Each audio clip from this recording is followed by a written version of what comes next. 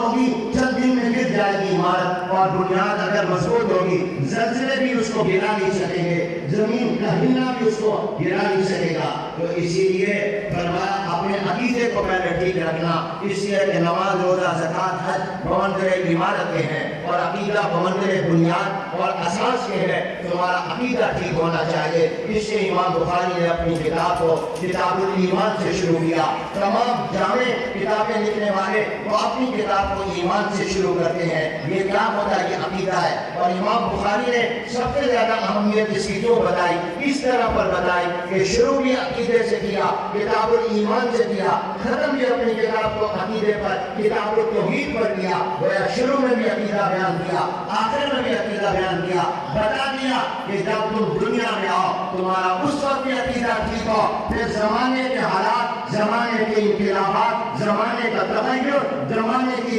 پیسوں کی چمک تمہیں اس عقیدے سے کہیں آگے پیچھے نہ کر دے، کسی لالچ میں، کسی ڈر میں اپنے عقیدے کو ختم نہ کر دینا۔ اس لیے اپنی کتاب کو ختم بھی عقیدے پر کر رہے ہیں۔ اول عقیدہ، آخر عقیدہ، گویا زندگی کے آغاز میں بھی عقیدہ صحیح ہو، زندگی کے اختتام پر بھی عقیدہ صحیح ہو۔ اس سے امام بخاری نے اپنی کتاب کو شروع بھی عقیدے سے کیا، ختم بھی عقیدے پر کیا۔ شروع کتاب ایمان سے کیا، ایمان بھی عقیدے کا نام ہے، ایمانیات عقائد کو کہتے ہیں۔ ختم کتاب توحید پر کیا، توحید بھی عقیدے کا نام ہے۔ تو عقیدے کی خیال کرنا، اپنے عقیدے کو مضبوط رکھنا اور اپنے ایمان کو مضبوط رکھنا۔ اور میں سمجھانے کے لیے یہ بات بار بار کہا کرتا ہوں، ایمان کی قدر کرنا، ایمان کو تم سنبھال لینا، اپنے ایمان کو سنبھال کر قبر میں ہم لے جائیں، پھر قبر سے آگے جنت میں ایمان ہمیں لے جائے گا انشاءاللہ۔ وہ اونچی آواز سے سبحان اللہ۔